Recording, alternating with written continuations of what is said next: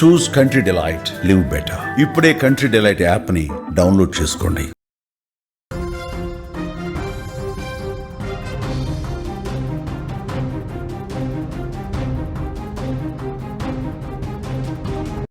Big breaking news చూస్తున్నాం. హైదరాబాద్ బోడుప్పల్లో దారుణం చోటు చేసుకుంది. భార్యను అతి కిరాతకంగా దారుణంగా చంపాడు భర్త. రంపంతో ముక్కలు ముక్కలుగా కోశాడు. ఇంట్లో నుంచి వచ్చిన వింత శబ్దాలు పక్కింటి వాళ్ల అనుమానంతో బయటపడింది ఘోరం. నిందితుడిని అదుపులోకి తీసుకున్నారు పోలీసులు. మృతదేహంతో ఛాతీ భాగం మాత్రమే లభ్యమైనట్లుగా తెలుస్తోంది. మిగిలిన శరీర భాగాల కోసం గాలింపైతే కొనసాగుతున్నట్లుగా బ్రేకింగ్ న్యూస్ లో సమాచారం అందుతోంది. కుటుంబ కలహాలే కారణమనే అనుమానాలైతే ప్రస్తుతం వ్యక్తమవుతున్నాయి. హైదరాబాద్ లో వరుస దారుణాలు ప్రస్తుతం కలకలం రేపుతున్నాయని చెప్పుకోవచ్చు. కూకట్పల్లిలో క్రికెట్ బ్యాట్ కోసం ఒక బాలికను దారుణంగా హత్య చేసిన ఘటన మరొక ముందే మేడ్చల్ జిల్లాలో మరో ఘోరం జరిగింది. కట్టుకున్న భార్యను అత్యంత కిరాతకంగా చంపి శరీరాన్ని ముక్కలు ముక్కలుగా నరికాడు ఓ భర్త.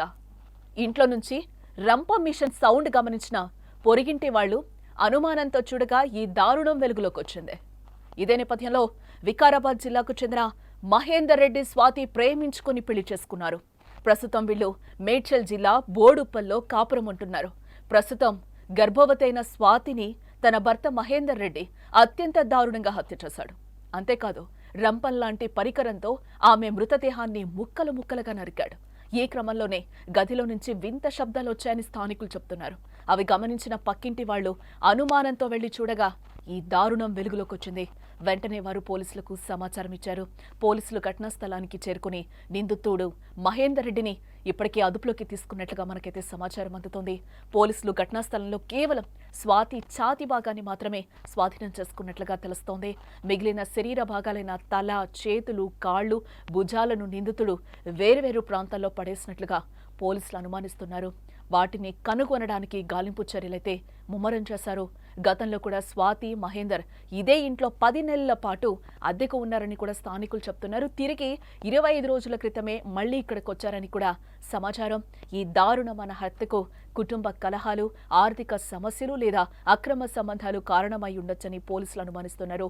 ప్రస్తుతం విచారణ పూర్తయిన తర్వాత పూర్తి వివరాలు వెల్లడిస్తామని కూడా పోలీసులు అంటున్నారు.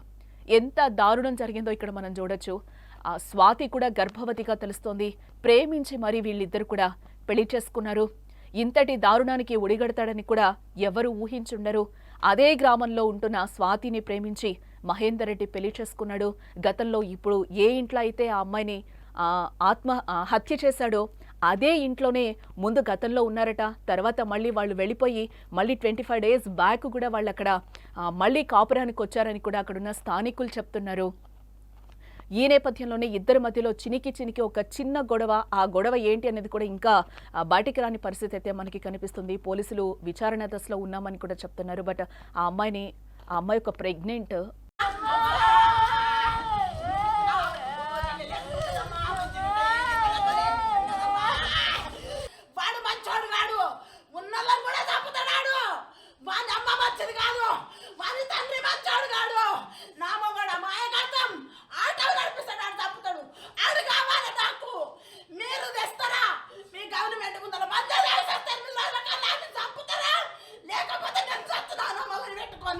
మాట్లాడనియాడు. దొంగతనానికి ఎప్పుడన్నా ఫోన్ కలవకుట్ట పెట్టిండు సార్. ఆడు ఫోన్ చేసే కలవకుట్ట పెట్టిండు. ముద్దుగా ఇప్పుడు ఫోన్గా పిల్ల ఎప్పుడన్నా మాట్లాడమ్మా మంచిగున్నవా గోళీలు వేసుకో, నేను వయసు నీకు బీపీ ఎక్కువయ్యమ్మంటే నువ్వు మంచిగుంటే చాలు, వాళ్ళతో మంచిగా మాట్లాడని చెప్పిన. మా అత్త మా మామ చంపమని చెప్తుండ్రమ్మ వాళ్ళకని చెప్పింది. అంటే వాళ్ళని కూడా ఎవడన్నా చంపుతాడు బిడ్డ, మీ ఇద్దరు మంచిగుండు అని చెప్పిన సార్ నేను. ఇప్పుడు నా బిడ్డను చంపిండు. ఆడు ముక్కలు ఇట్లా చేసిండు. వాళ్ళ అక్కనన్నా చంపాలే, వాడినన్నా చంపాలే. వాడిని చంపిందాక నా బిడ్డ నూటకు తెలియదు సార్. నేను చెప్తున్నా, వాడు కావాలి, ఈ శిక్ష కావాలి. మీరు ఏమి చెయ్యమంటే నీ ముందరనే వచ్చి నేను ఏమి రాయిస్తా సారు. వాడు కావాలి, మీకు చంపేసి నేను చంపుతా సార్. వాడిని 9 నెలలు మోసిన నేను కన్నా నా బిడ్డను నేను పిచ్చిదాన్ని అయింది సార్. సార్ మీరు గవర్నమెంట్ మీకు చేశాను, మేము చేస్తామంటే చేయండి, లేకపోతే నేను చేస్తాను. పెళ్ళైన నుంచి ఇదే బాధ పెడుతున్నాడు సారు. వాడు మంచోడు కాదు, చంపేశాడు నా బిడ్డని అని కూడా ఆమె తన ఆవేదన అయితే వ్యక్తం చేస్తోంది. మంచోడు కాదు, అత్త మామ కూడా చంపేమన్నారమ్మా నన్ను అని కూడా గతంలో స్వాతి నాకు విషయం చెప్పింది అని కూడా చెప్తుంది. మీ ఇద్దరైతే మంచిగా ఉండండి, మాటలేవి పట్టించుకోద్దు, నువ్వు మంచిగా మాట్లాడు, మంచిగా ఉండండి అని కూడా నేను చెప్పాను.